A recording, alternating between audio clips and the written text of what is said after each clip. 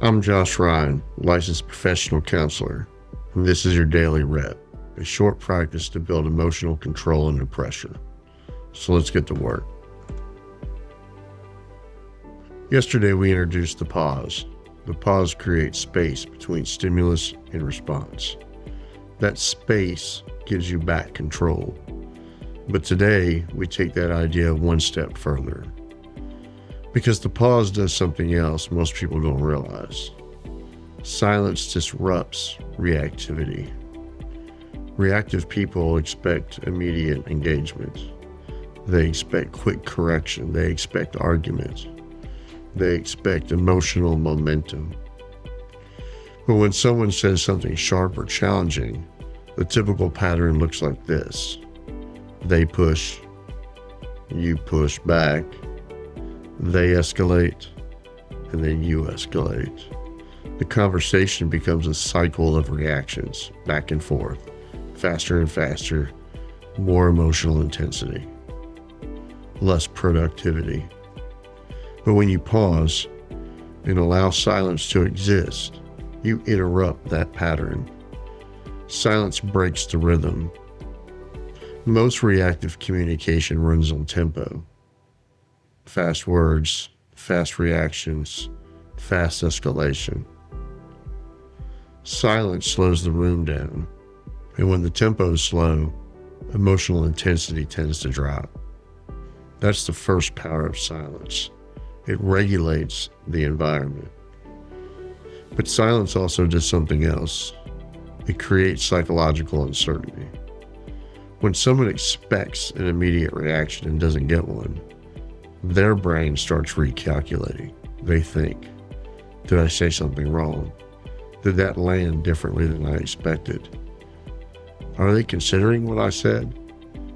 The emotional momentum pauses, and when momentum pauses, escalation becomes less likely. This is why experienced negotiators use silence deliberately. They use it to create space. They force people to think. It removes the emotional fuel that drives reactive conversations. But most people avoid silence. They rush to fill it. They rush to explain. They justify, they correct, and they often defend. And in doing so, they restart the reactive cycle.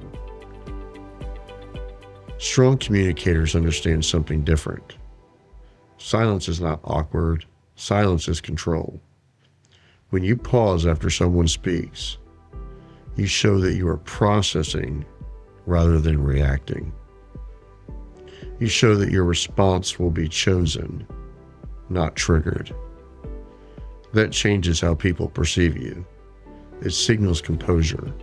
It signals authority. Think about the most stable leaders you've encountered.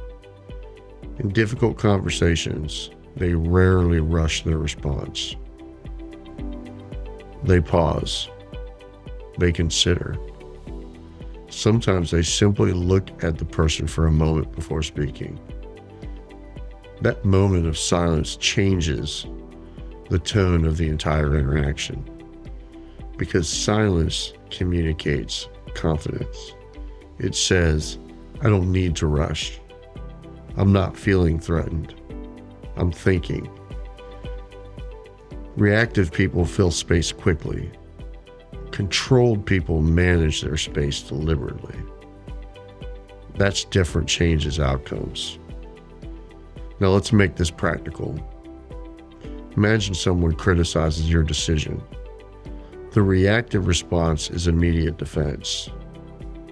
Maybe saying something like, no, that's not what happened, or you're misunderstanding me, or often, that's not fair. But a controlled response might look like this.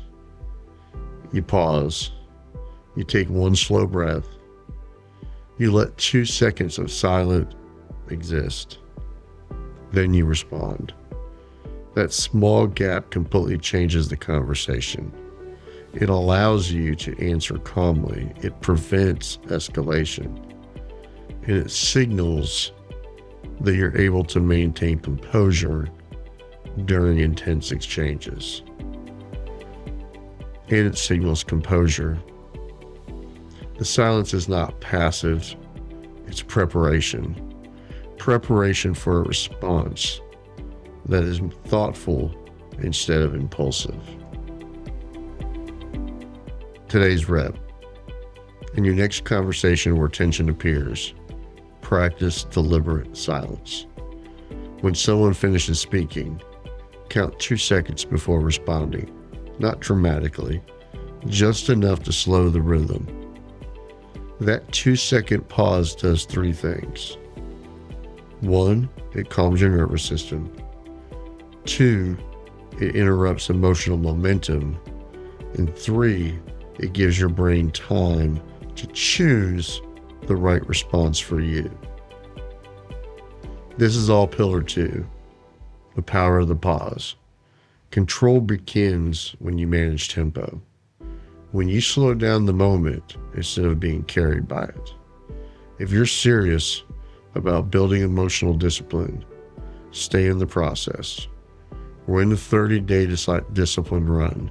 30 reps, 30 chances to practice controlling the pressure. Follow the show so you don't miss the next rep, because tomorrow we build on this.